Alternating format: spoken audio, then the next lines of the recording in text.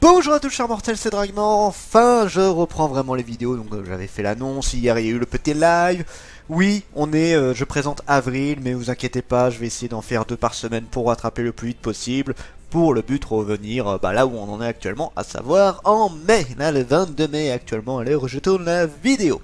Alors, en début avril, nous avons eu 50 nuances de gras, volume 7, et ça fait partie des nombreuses séries que j'aimerais reprendre. Là, je suis en train de trier un peu tous mes mangas, et moi, je trouvais ça marrant dans l'ensemble, donc je reprendrai. 100 jours avant ta mort, volume 6 et dernier tome de la série. Je n'ai pas lu la série, mais ma copine oui, donc je lui piquerai. A Couple of Cupcos, volume 1, alors en plus c'est l'auteur de Yamada-kun, truc qui m'avait fait bien rigoler, de me dire putain c'est lui qui fait ça. Voilà, j'ai lu les 2 premiers tomes de la série et j'ai un peu commencé l'anime également.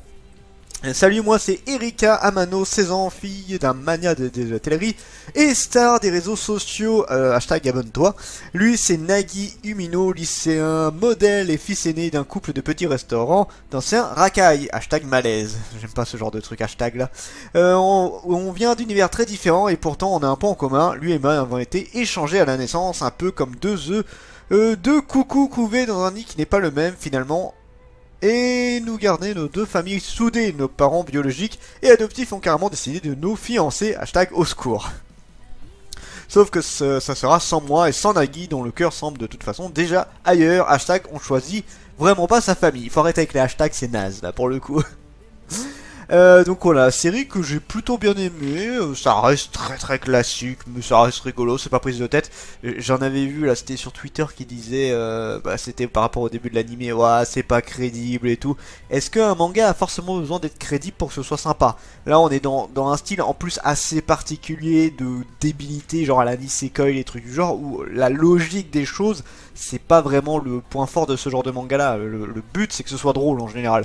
Et pour moi, Couple of Cupcos remplit son office là-dessus, donc j'ai aucun problème avec le fait que oui c'est débile que ça a été. Ça existe hein, les enfants qui ont été échangés à la naissance. Et là, le fait que ce soit un garçon et une fille, ça aurait dû être remarqué. Enfin, je sais pas pour autant que ça peut pas arriver, déjà, ça se trouve que c'est déjà arrivé dans le monde. Et dans tous les cas, ce n'est pas une excuse pour dire que le manga n'est pas bien. Tome 1 et 2 que j'ai lu, que j'ai bien aimé. All-Free volume 1 que j'ai pas lu, en même temps c'est Mangetsu, je lis pas beaucoup manga, j'ai lu que 1 ou 2 titres de cette maison d'édition. J'ai rien contre Mangetsu, c'est juste que pour l'instant ils ont pas vraiment beaucoup de manga qui est dans ce que j'aime en général. Jun Mufune est une judokate passionnée et lointaine descendant de Kyuzo Mufune, considéré comme le plus grand technicien de judo. Elle voue une admiration sans borne à son oncle Ayaki Mifune, ancien champion, excusez-moi, la fatigue du monde, toute catégorie, s'était retiré de la compétition pour suivre ses traces et lui prouver que le judo est un sport captivant. La jeune adolescente de 15 ans se décide à affronter des hommes plus lourds qu'elle.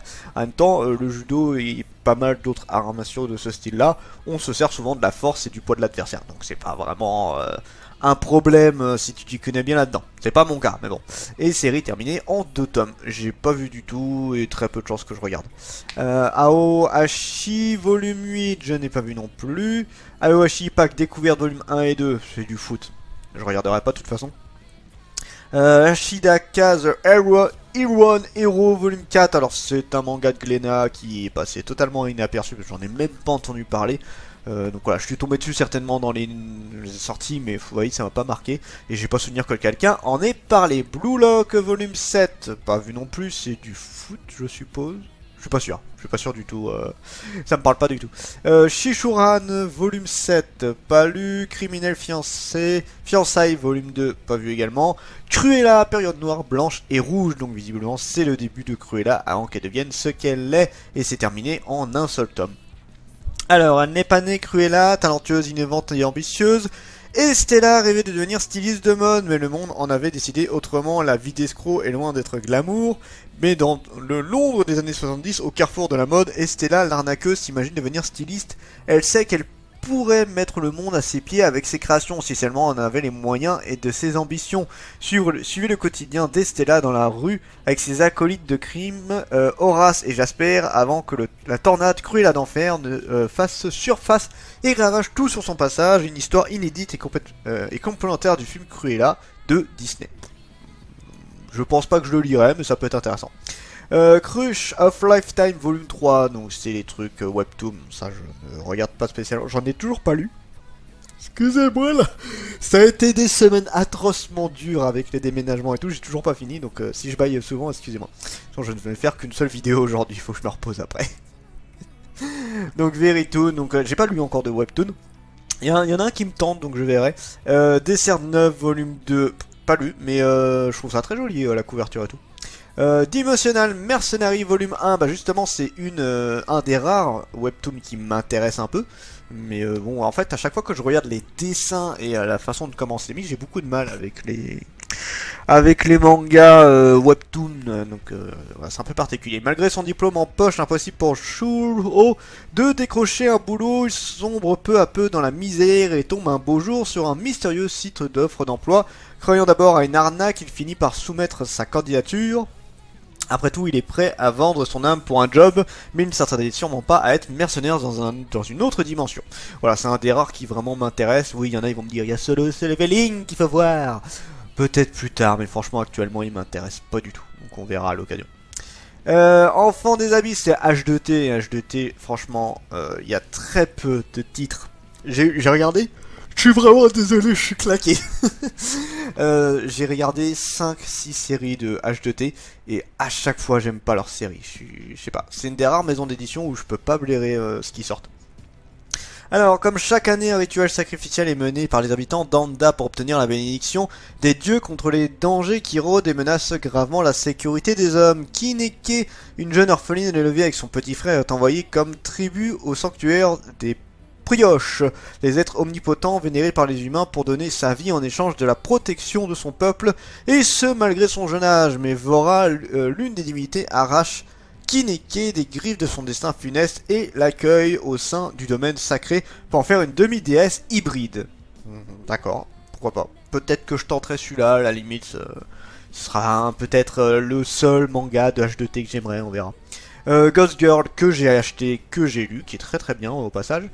Chloé est une jeune trentenaire qui ne parvient pas à devenir une actrice célèbre, toutefois elle excelle sans même le savoir dans le domaine des forces occultes, ce qui attire régulièrement vers elle d'étranges créatures. Un soir elle se fait la rencontre de Kay, un Ghost Reaper qui lui explique que le bureau d'administration de l'Outre-Monde l'a envoyé pour amener ses esprits en enfer.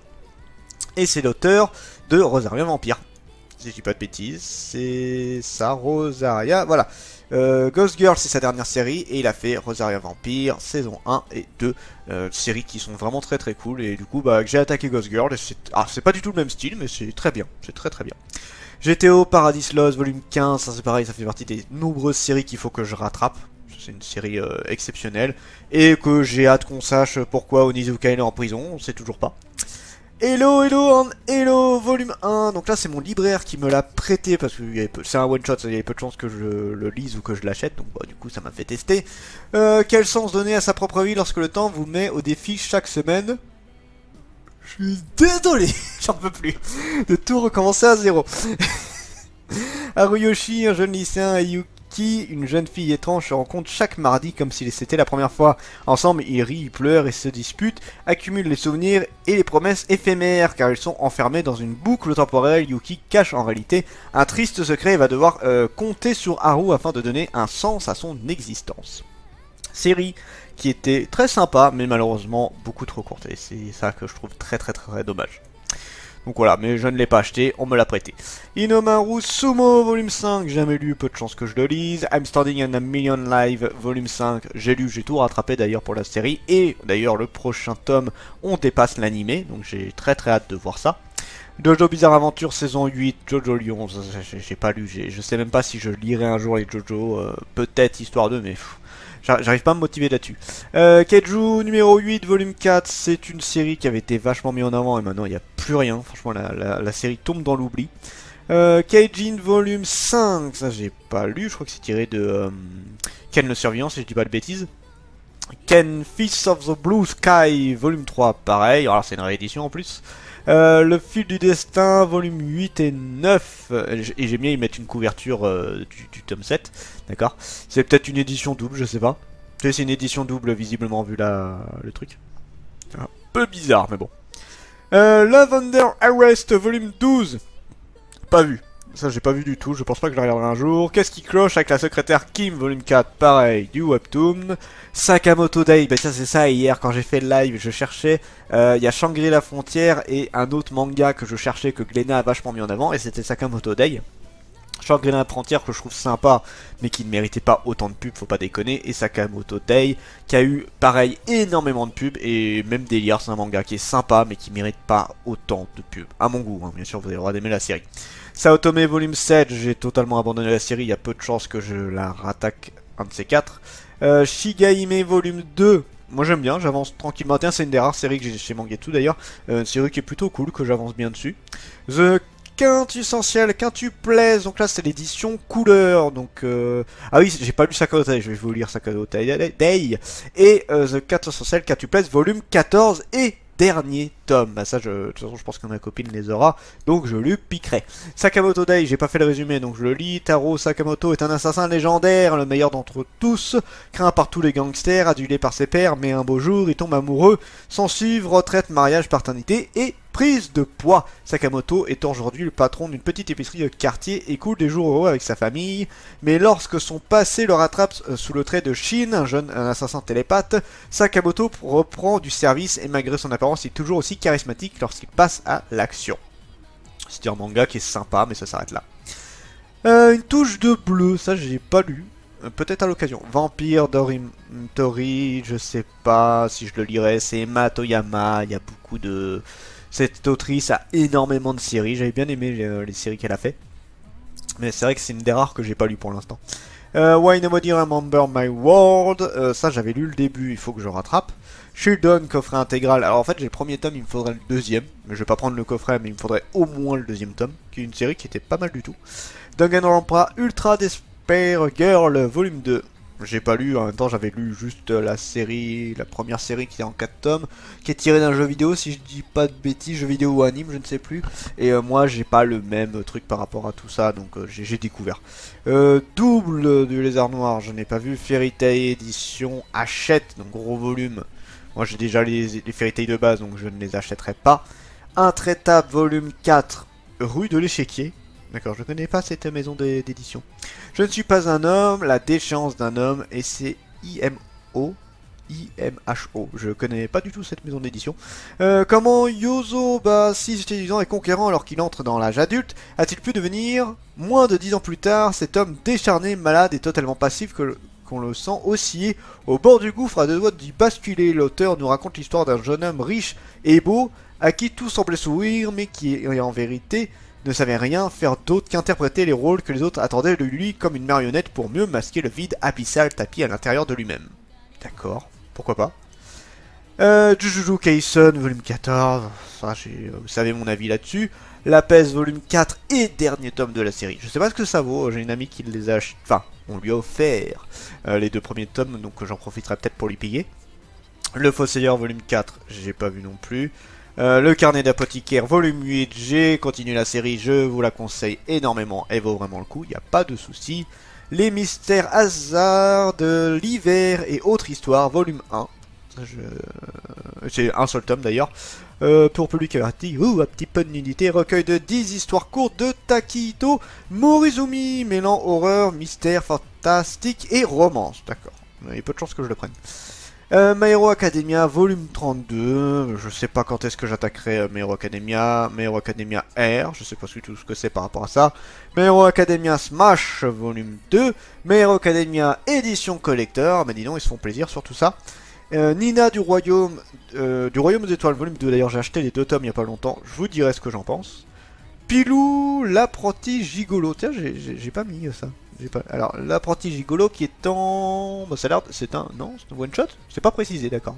Ça doit être un one-shot. Croisement improbable entre un caniche et un nuage. D'accord. Pilou, adorable petite créature extraterrestre, apprend un beau jour la vérité sur son incroyable naissance. Une écuvire qui le plonge dans une grave dépression et qui le pousse à quitter la planète princesse Kotobuki pour la Terre. Pilou n'a en effet qu'une seule idée en tête, rencontrer le grand amour et fonder une famille. C'est toute la force de l'imagination de Junko Mizuho qui est une fois de plus à l'œuvre dans un conte aussi drôle que cruel.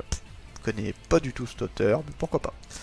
Pourquoi pas Ranking of the King. Alors ça c'est une série que l'animé a fait beaucoup parler. Moi j'ai découvert avec le manga, je n'ai pas encore attaqué l'animé. Ça viendra un de ces quatre, mais pour l'instant je pense que je vais rester un peu sur le manga. Le royaume de Boss est en péril, son fondateur connu pour sa force herculienne est gravement malade, et l'héritier, le jeune prince Boji, est loin d'avoir le profil pour prendre sa place. Sourd et muet, d'une faiblesse telle qu'il est incapable de manier l'épée, et est la cible de toutes les moqueries du chevalier aux paysans. S'il accède au trône, le pays est promis à la déchéance dans le classement des rois, dont le principal critère est la puissance des souverains. De ce point de vue, c'est le prince cadet Daida qui remporte le soutien populaire. Pourtant, Boji arbore un éternel sourire, mais quand une mystérieuse ombre lui ordonne de lui donner ses vêtements, il s'exécute avec plaisir, car pour la première fois de sa vie, le garçon trouve un partenaire de conversation. Cet étrange voleur comprend ses paroles. Boji lui dévoile alors son rêve de devenir le meilleur roi du monde. Et je le redis, il y a je vais continuer le manga, l'animé, je sais pas quand est-ce que je le ferai. Reine d'Égypte, enfin fini, d'ailleurs, dernier tome de la série. Il faut que je rattrape cette série là, c'est pareil, c'était une série qui était super bien. Valkyrie Apocalypse, pareil, volume 11, il faut que je rattrape la série, ça fera partie de ceux que je dois avoir. Voilà pour tout ce qui est sorti pour la première semaine plus ou moins du mois d'avril. Et demain on fera la prochaine semaine. Je vous dis, on va rattraper très très vite, ne vous inquiétez pas. Voilà, désolé pour les bâillements, je suis vraiment claqué, ça va, on va essayer de se reposer un peu. C'était Dragmar et je vous dis à la prochaine, Jamortel.